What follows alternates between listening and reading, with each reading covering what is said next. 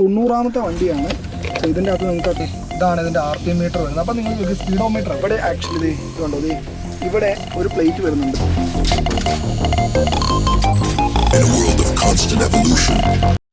So hello guys, welcome back to my channel. So ഇന്ന് നമ്മുടെ വീഡിയോയിൽ ഒരു സ്പെഷ്യൽ ഗസ്റ്റ്, അതായത് ഞാൻ കുറേ നാൾ തപ്പി നടന്നിട്ട് കിട്ടിയ ഒരു വണ്ടി നിങ്ങളെ കാണിക്കാൻ വേണ്ടിയിട്ടാണ് ഇന്ന് ഞാൻ ശരിക്കും പറഞ്ഞ ഈ വീഡിയോ ചെയ്യുന്നത്. ഫൈനലി നമ്മൾ വണ്ടി എടുത്തു, കാര്യങ്ങളൊക്കെ എടുത്തു. സോ ഏതാ വണ്ടിയെന്ന് നിങ്ങൾക്ക് കാണണ്ടേ? സോ കേരളത്തിലെ ദ വൺ ആൻഡ് ഓൺലി ഒരു വണ്ടിയാണ്. സോ നിങ്ങൾക്ക് ഞാൻ കാണിച്ചു തരാം. ഫൈനലി ഞാൻ ഒരുപാട് നാളത്തെ തപ്പിയെടുത്തതിന് ശേഷമാണ് വണ്ടി എനിക്ക് കിട്ടിയത് തന്നെ. ഞാനും ഒരുപാട് തപ്പി നടന്നു ഈ ഒരു പർട്ടിക്കുലർ വണ്ടി കിട്ടാൻ വേണ്ടിയിട്ട്, ഈ ഒരു ലിമിറ്റഡ് എഡിഷൻ വണ്ടി കിട്ടാൻ വേണ്ടിയിട്ട്.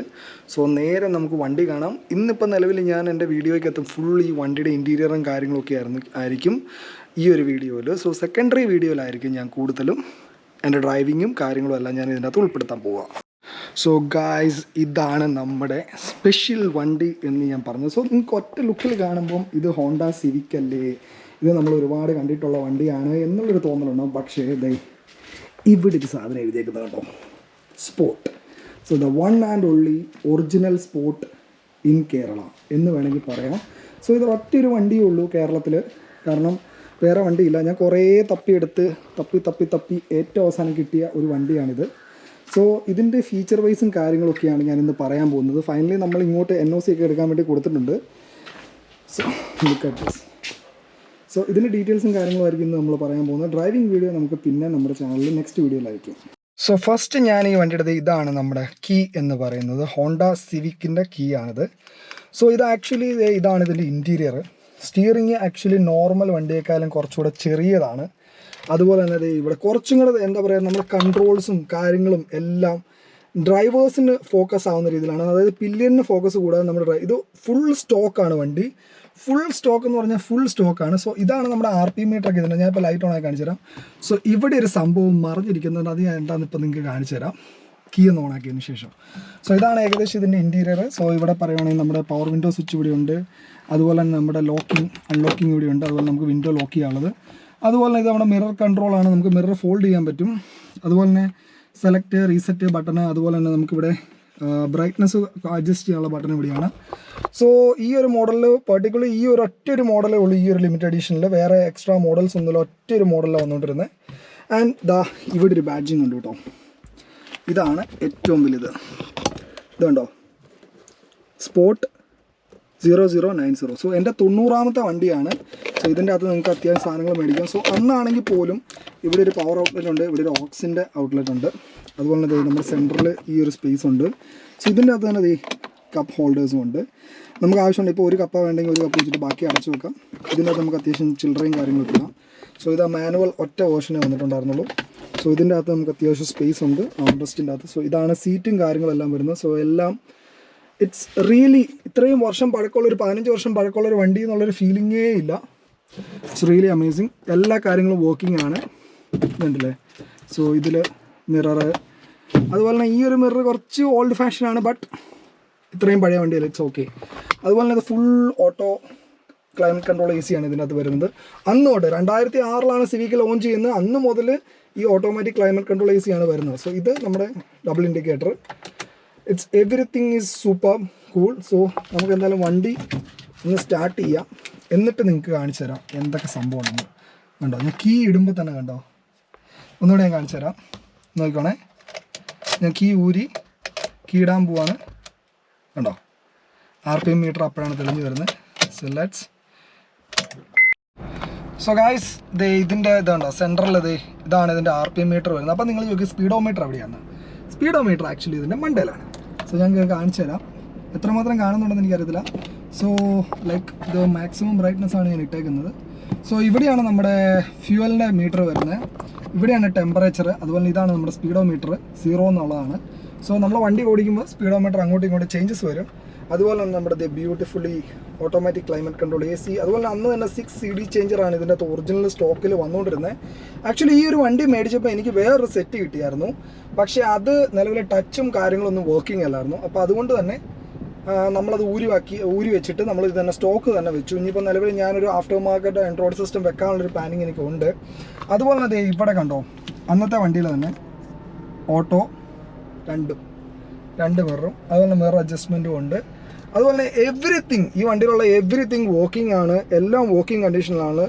സോ ഇതാണ് ഇതിൻ്റെ അത് ബാഡ്ജിങ്. നിങ്ങളുടെ ലൈഫിൽ ഒരുപാട് സിവിക്ക് നിങ്ങൾ കണ്ടിട്ടുണ്ടാവും, but this is something really awesome. എന്ന് വെച്ച് കഴിഞ്ഞാൽ ഇതൊരു ലിമിറ്റഡ് എഡിഷൻ വണ്ടിയാണ്. അറൗണ്ട് 100 വണ്ടികളെ ഉണ്ടായിരുന്നുള്ളൂ ടോട്ടൽ. എൻ്റെ അറിവ് ശരിയാണെങ്കിൽ I think all over the world ആണോ ഓൾ ഓവർ ഇന്ത്യ ആണോ എന്ന് എനിക്കറിയത്തില്ല. 100 വണ്ടികൾ ടോട്ടൽ 100 വണ്ടികൾ ഉണ്ടായിരുന്നുള്ള എൻ്റെ അറിവ്. അതുപോലെ തന്നെ വണ്ടി ഇറ്റ്സ് അമേസിങ്. ഇപ്പോഴും 15 വർഷം പഴക്കമുള്ള വണ്ടിയാണെങ്കിലും ഇറ്റ്സ് ലിറ്ററലി അമേസിങ്. ഇപ്പോഴും വണ്ടി ഓടിക്കുമ്പോൾ കിട്ടുന്നൊരു ഫീല് അത് വേറെ ലെവലാണ്. അതുപോലെ തന്നെ ഈ ഒരു സ്റ്റിയറിംഗ് വീൽ ഉണ്ടല്ലോ, സാധാരണ നമ്മുടെ വണ്ടിയിലെ സ്റ്റിയറിംഗ് വീല് പോലെയല്ല, ഇത് കുറച്ചും കൂടെ ചെറുതാണ്, കുറച്ചും കൂടെ സ്പോർട്ടി ആയിട്ടുള്ള സ്റ്റിയറിംഗ് വീലാണ്. ആൻഡ് ഇത് ഉപയോഗിക്കാനും നല്ല അടിപൊളി. ഇതെല്ലാം കംപ്ലീറ്റ്ലി സ്റ്റോക്കാണ്. ഇത്രയും വർഷം പഴക്കമുള്ള വണ്ടിയായിട്ട് ഇതെല്ലാം കംപ്ലീറ്റ്ലി സ്റ്റോക്കാണ്. പിന്നെ നോർമൽ സിവിക്കിൽ 3 മോഡലായിരുന്നു വന്നുകൊണ്ടിരുന്നത്. ESV എന്ന് പറഞ്ഞ 3 മോഡലായിരുന്നു. സോ ഇതൊരു S മോഡൽ സ്പോർട്സ് എഡിഷനാണ്. സോ ഇതിൽ ഒരൊറ്റൊരു മോഡലേ വന്നിട്ടുണ്ടായിരുന്നുള്ളൂ. ഓൾ ഓവർ എത്ര വണ്ടി നിങ്ങളിത് സ്പോർട്സ് കണ്ടിട്ടുണ്ടെങ്കിൽ അതിലൊറ്റ മോഡലേ ഉള്ളൂ. ഈ പറയുന്ന S വേരിയൻ്റ് എന്ന് പറഞ്ഞ ഒരേ ഒരു മോഡൽ മാത്രമേ ഉള്ളൂ, വേറെ ഒരു വേരിയൻ്റ് ഇല്ല.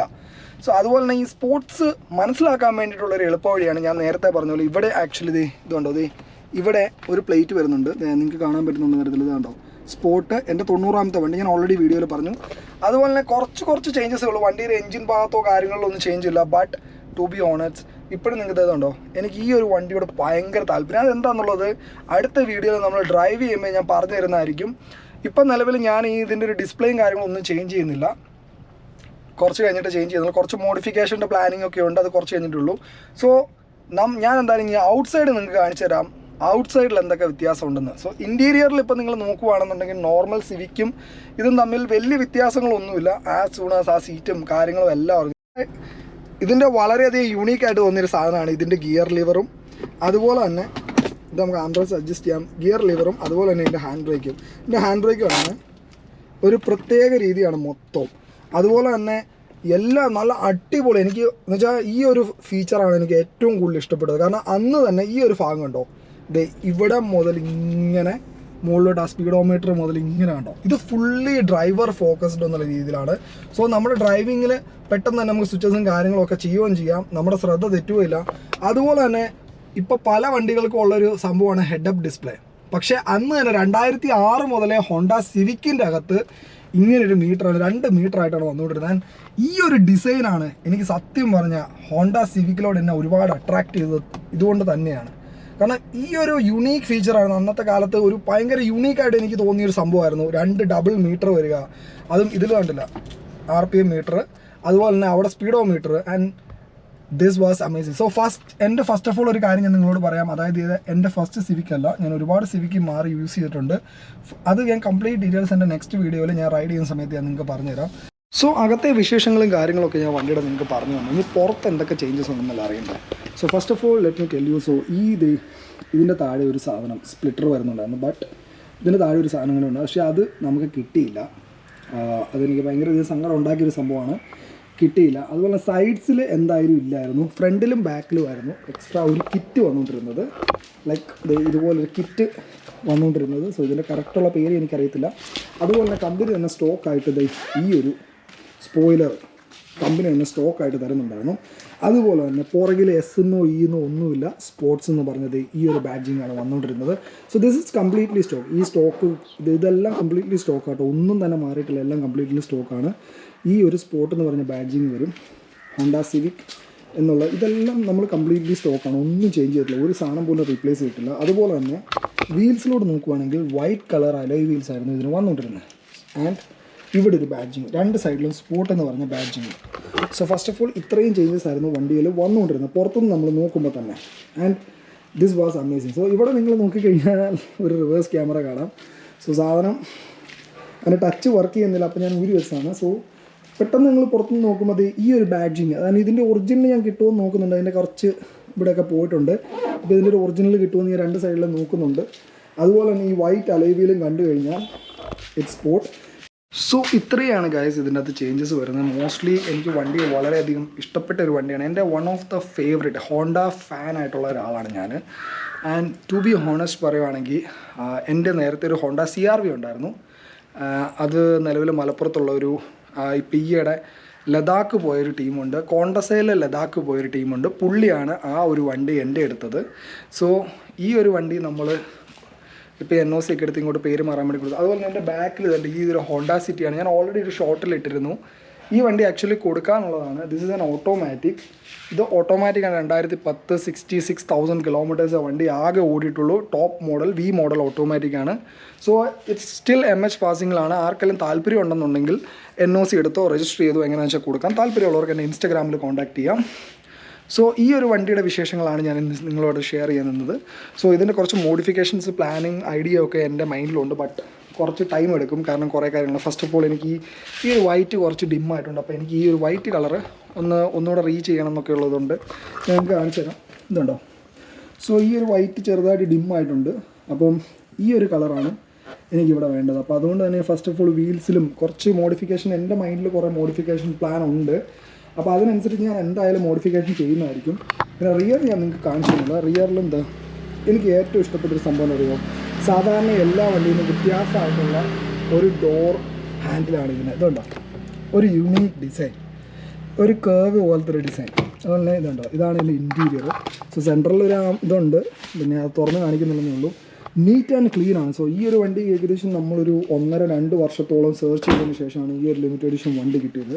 സോ ഈ ഒരു ലിമിറ്റഡ് എഡിഷനിലൂടെ എങ്ങനെ വന്നു, എന്താണ് എനിക്ക് ശരിക്കും ഇഷ്ടപ്പെടാനുള്ള കാരണം എന്നൊക്കെ നിങ്ങൾക്ക് അറിയാൻ താല്പര്യമുണ്ടെങ്കിൽ ഇപ്പം തന്നെ ചാനൽ സബ്സ്ക്രൈബ് ചെയ്യുക. അതുപോലെ നെക്സ്റ്റ് വീഡിയോയിൽ നമ്മൾ ഫുൾ ഡീറ്റെയിൽസ് പറയുന്നതായിരിക്കും ഗൈസ്.